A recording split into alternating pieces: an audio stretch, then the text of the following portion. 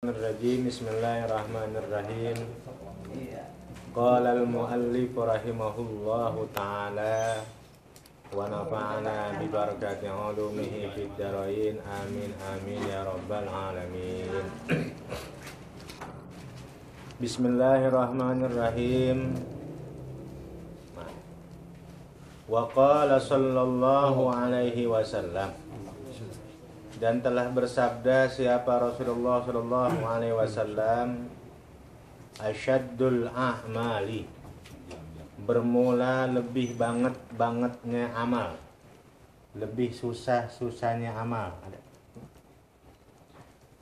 lebih beratnya amal, ai as'abuha, tegasnya lebih susahnya amal, wa asqaluha, dan lebih beratnya amal, yaitu salasun, 3.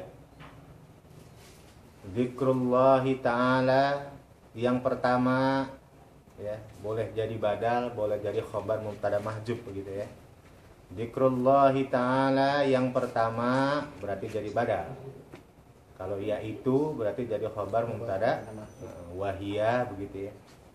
Zikrullahi ta'ala yang pertama, zikir kepada Allah subhanahu wa ta'ala ala kulli halin, atas tiap-tiap keadaan, ai fi kulli zamanin, tegasnya di dalam tiap-tiap waktu, wa makanin, dan tempat.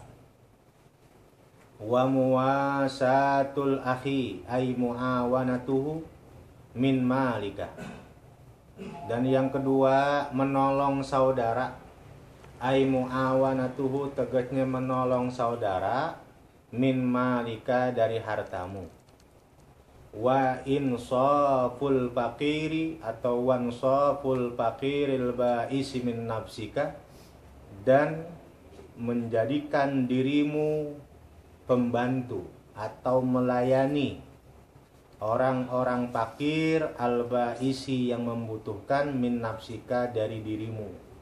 Ai tegasnya ij'al, jadikan oleh kamu, nafsaka, akan dirimu, khadiman, akan menjadi pembantu atau melayani, lil muhtaji, kepada yang butuh, alladzi asabahu bu'sun, yang mengenai kepada muhtaj, siap apa bu'sun ya, kepayahan, ai syiddatun, tegasnya payah. Wa qala sallallahu alaihi wasallam, Rasulullah sallallahu alaihi wasallam bersabda, paling susahnya amal, paling beratnya amal begitu ya. Jadi paling sulit, paling susah, paling berat amal itu, pekerjaan itu, kata Rasulullah ada 3. Yang oleh Rasulullah digolongkan ada 3 amal yang susah, yang sulit, yang berat. Yang pertama, zikrullahi ta'ala ala kulli halin, zikir kepada Allah dalam setiap keadaan. Maksudnya halin fi kulli zamanin wa makanin ya. Dalam waktu apapun, dalam keadaan apapun, di tempat manapun, dia selalu zikir kepada Allah. Itu yang paling susah tuh ya. Gitu ya. Kadang-kadang apa ya, kita banyak lupa. Masuk kamar mandi, mutinya zikir, lupa. Keluar kamar mandi, zikir, lupa. Kan itu zikir juga, doa namanya, kan begitu ya. Begitu ya. Apa aja tuh, lupa. Mau makan, lupa, zikir. Ya. Beres makan, lupa, zikir. Mau tidur, lupa, zikir. Bangun tidur, lupa, zikir. Lupa. Lagi duduk, bengong, lupa, zikir. Lagi ngapain aja, lupa, zikir. Sehingga zikir kepada Allah dalam setiap keadaan itu menjadi sesuatu yang sulit menurut Rasulullah SAW. Susah. Yang kedua, yang sulit itu adalah, kata Rasulullah, wa muwasatul akhi min malika, menolong saudara ya, menolong saudara, min malika, dari hartamu. Kita nolong orang, apakah saudara kita ya, nolong tetangga, nolong teman, dari harta kita susah. Itu perbuatan yang susah. Kenapa? Karena ya, Kalau sesuatu yang capek kita cari, kemudian kita berikan kepada orang lain, ya, dengan menolong cuma-cuma, itu yang sulit. Ya, itu yang paling sulit. Karena udah capek kita dapetin, udah dapet, ada di tangan kita, ada di kantong kita keluarin buat orang lain, itu yang paling sulit. Wansaful fakiril ba'isi min nafsika. Yang ketiga, lebih parah lagi nih, yang paling sulit. Kita menjadikan diri kita itu pelayan kepada orang fakir, kepada orang fakir yang sangat membutuhkan. Udah pakai mobil kita, begitu ya contohnya dah. Mobilnya mobil kita, yang ngebensinnya bensin pakai duit kita, ya, yang nyopir kita. Udah begitu nganterin ke rumah sakit, kita yang bawa, kita yang ngegotong, begitu ya. Udah nyampe di rumah sakit, kita yang daftarin. Udah beres kita daftarin, ya, biayanya makin duit kita. Coba, jadi pembantu nggak kita? Jadi pembantu ya. Orang fakir lah begitu lagi butuh, bener-bener dia butuh, kita yang jadi pembantu bagi orang fakir. Kita layanin dia, duit kita, tenaga kita, harta benda kita, waktu punya kita, tapi kita layani orang fakir yang sedang di dalam kesusahan, dia sedang butuh, yang begitu sangat, bu'sun ay syiddatun. Maka ketika itu kata Rasulullah, ya, melayani, menjadi pembantu bagi orang fakir yang sangat butuh ketika itu adalah hal yang paling sulit, kata Rasulullah. Berat, ya.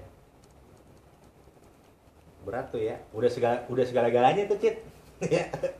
Duitnya, tenaganya, mobilnya, waktunya, gitu ya, semuanya udah habis udah, ya, semuanya. Itu makanya paling sulit, kata Rasulullah.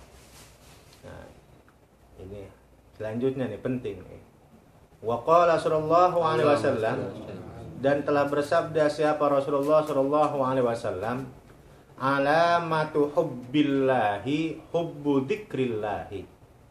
Bermula tanda cinta kepada Allah adalah cinta dzikir kepada Allah. Cinta menyebut Allah, begitu ya. Wa alamatu bugdillahi, dan tanda benci kepada Allah adalah bugdu dzikrillahi azza wa jalla, benci dzikir kepada Allah, benci menyebut Allah, begitu ya.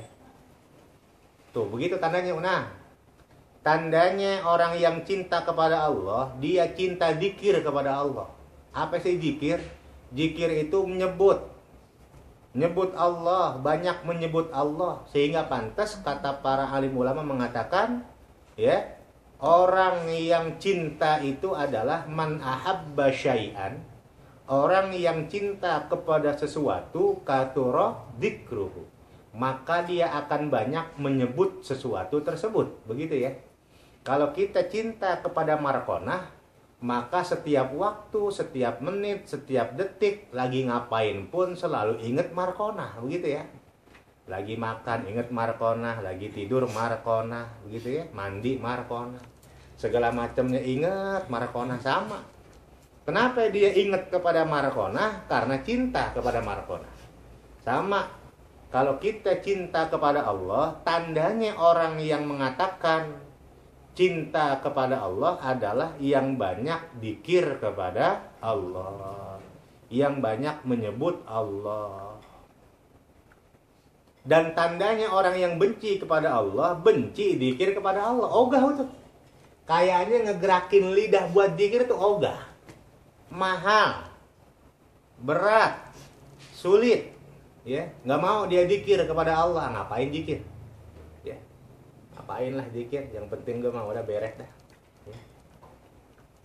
Cuman sekedar menggugurkan kewajiban, beres, Allahumma lantah jalan, nggak dzikir lagi, ya. Dalam setiap keadaan apapun dia tidak pernah mau dzikir, lagi duduk, lagi diri, lagi jalan, lagi apapun tidak mau berzikir kepada Allah, ya.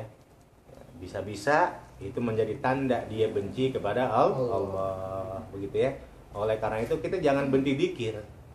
Ya, ada orang lagi zikir kita benci. Ya. Benci amat gue sama orang itu orang. Zikir mulu kerjanya ya. Hati-hati tuh. Nanti jangan sampai nanti kita menjadi tanda kita benci kepada Allah. Rawahul Baihaqi an Anas bin Malikin. Meriwayatkan akan hadis siapa Imam Baihaqi dari Anas bin Malik. Nah, ini yang paling penting. Qala al-Manawi, berkata siapa Imam Manawi, alamatu hubbillahi li 'abdihi. Bermula tanda cintanya Allah li 'abdihi kepada hambanya Allah, yaitu hubbu 'abdihi li dzikrihi. Cinta seorang hambanya Allah li dzikrihi, untuk dzikir kepada Allah. Kenapa kok modelnya begitu? Allah cinta kepada hambanya, tapi tandanya hambanya cinta dzikir kepada Allah. Kok bisa begitu kebalik? Li'annahu, karena sesungguhnya kelakuan idza ahabba abdan, apabila mencintai Allah, abdan kepada seorang hamba, zakarahu, maka mengingat Allahu kepada hamba tersebut. Bagaimana cara dzikirnya Allah, cara mengingatnya Allah kepada hambanya tersebut? Wa idza dzakarahu, dan apabila mengingat Allahu kepada hambanya, hubbiba ilaihi dzikruhu, maka didemenin, dicintai ilaihi kepada hamba tersebut apa dzikruhu, menyebut Allah. Begitu tuh. Jadi kata Imam Manawi, tandanya Allah cinta kepada hambanya. Nah, ini ya. Tandanya Allah cinta kepada seorang hambanya, tandanya adalah ya, Allah mencintai hambanya untuk mengingatnya. Begitu ya. Tandanya Allah cinta kepada seorang hambanya, maka Allah ya cinta kepada hambanya untuk mengingatnya. Bagaimana maksudnya? Maka tatkala Allah cinta kepada seorang hambanya, maka Allah akan jadikan zikir itu sesuatu yang dia demenin, begitu ya. Begitu, paham gak? Jadi kalau Allah cinta kepada seorang hambanya, maka Allah akan banyak menyebut hambanya tersebut. Kalau Allah banyak menyebut hambanya tersebut, maka Allah akan jadikan zikir menyebut Allah itu menjadi sesuatu yang dia demenin untuk orang tersebut, begitu ya. Jadi Allah bikin demen, itu orang demennya zikir mulu ya. Lagi ngapain aja, lagi duduk, lagi diri, lagi berbaring, lagi ngapain aja zikir mulu. Ingat mulu sama Allah. Ya, Allah jadikan zikir itu sesuatu yang didemenin sama dia. Ya. Jadi kalau udah zikir oleh Allah dijadikan sesuatu yang dia cintai, udah enak aja udah. Ya. Gitu. Begitu ya, paham ya? Jadi tandanya Allah cinta kepada seorang hambanya, Allah akan menyebut atau berzikir kepada hambanya. Apa maksudnya? Maksudnya adalah tatkala Allah cinta kepada seorang hambanya, ya, dengan zikir hambanya kepada Allah, maka Allah akan jadikan zikir itu sesuatu yang didebenin, yang disenengin oleh hambanya tersebut. Begitu, paham ya? Gitu. Jadi bawaan seneng aja itu orang. Jala sanaun alaika andaka ma asnaita ala nafsik, itu sama tuh Ustaz. Gimana? Jala sanaun alaika ma asnaita ala nafsik gitu. Iya. Iya. Sama lah begitu. Sama. Iya. Memuji namanya ya. Allah memuji begitu ya. Asnaita ala nafsik begitu ya. Jadi begitu ya. Jadi kalau kita zikir itu jadi sesuatu yang kita demenin, seneng, pokoknya nggak mau ketinggalan tuh zikir mulu. Bisa jadi mudah-mudahan tandanya Allah cinta kepada kita, begitu ya. Wa aksuhu, dan sebaliknya. Tuh, sebaliknya. Gimana sebaliknya? Sebaliknya kalau Allah benci kepada seorang hambanya, begitu ya. Kalau Allah benci kepada seorang hambanya, maka Allah akan jadikan zikir itu dia benci.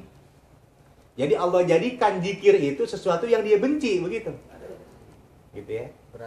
Berat. Gitu ya.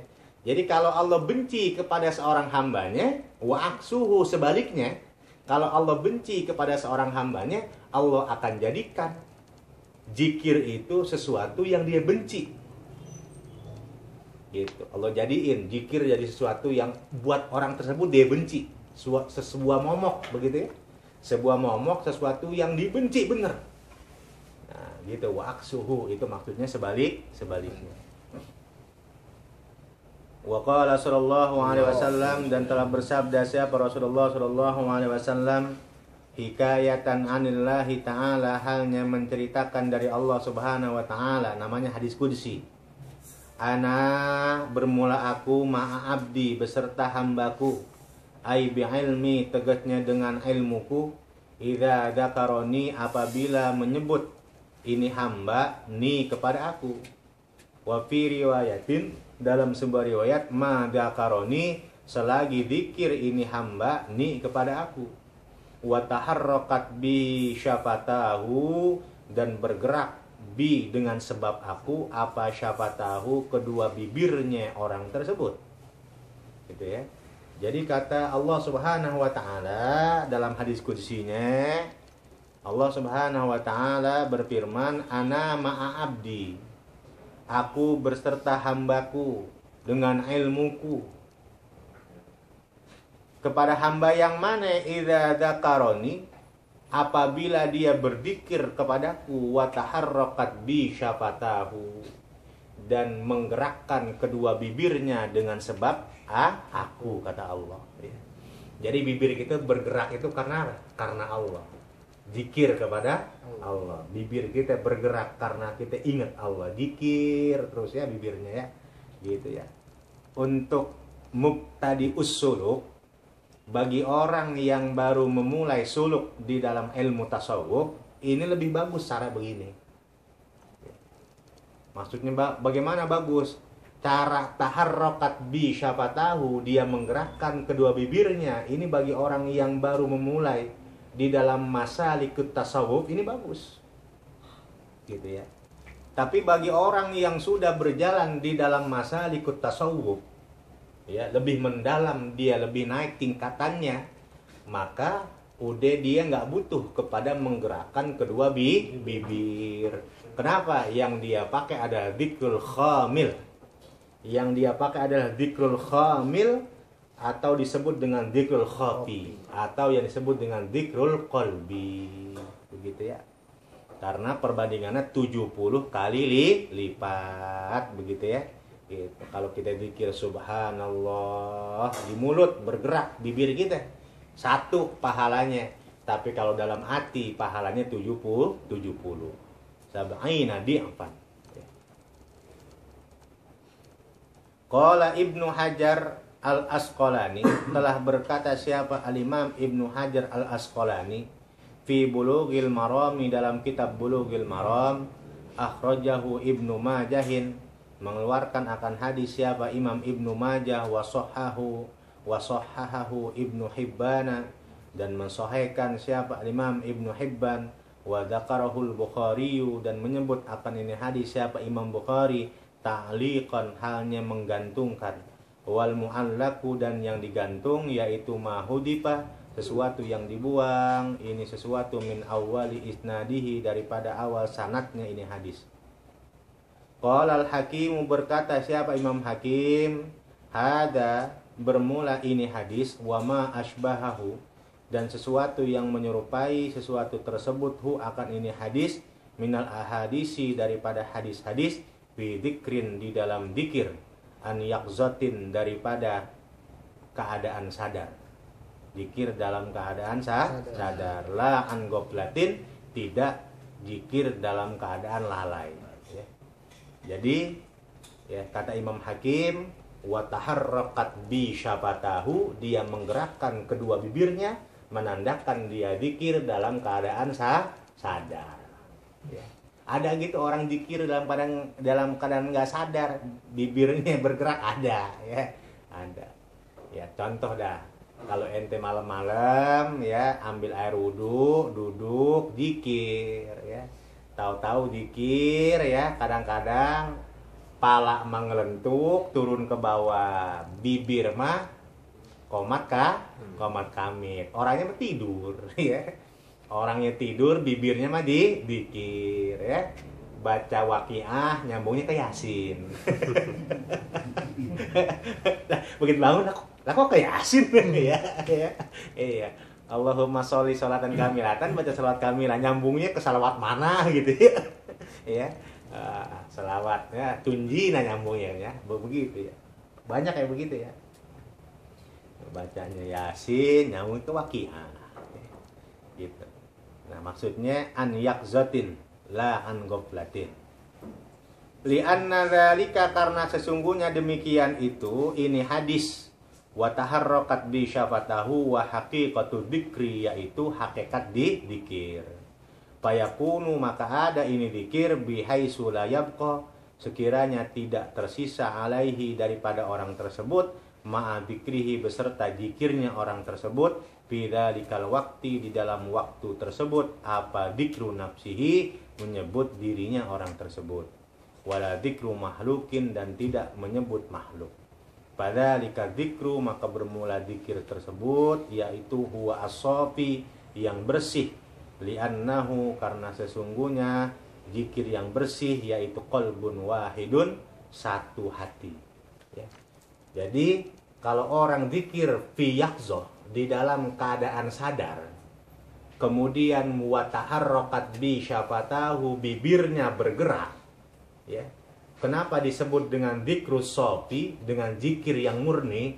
Karena antara mulut dengan hati nyatu, jadi qalbun wahid. Gitu ya, gitu, itu tuh. Jadi kalau ente pengen ya apa fokus di dalam dzikir ya, maka ketika mulut mengucapkan la ilaha illallah, hati pun ikut mengucapkan la ilaha illallah, begitu ya. Kalau di mulut subhanallah, hati pun ikut mengucapkan subhanallah ya, apa aja. Atau ketika mulut dzikir apapun, di hati Allah Allah Allah, begitu ya, dzikir itu namanya qalbun wahid, hati yang satu gitu ya. Jangan sampai kita mulut berzikir kemana, hati mengelayang kemana-mana gitu ya. Tapi masih bagus lah daripada nggak sama sekali, masih bagus. Mulutnya zikir, hati maka ngelayang kemana-mana, masih bagus daripada nggak sama sekali. Fa'idha syagula, maka apabila sibuk orang tersebut bisyai'in, dengan sesuatu, jahula amma siwahu, maka bodoh orang tersebut amma dari sesuatu, siwahu selain sesuatu tersebut. Wahada, dan bermula inilah ini syagula, menjadi jahula, yaitu maujudun, terjadi fil mahlukati, di dalam makhluk.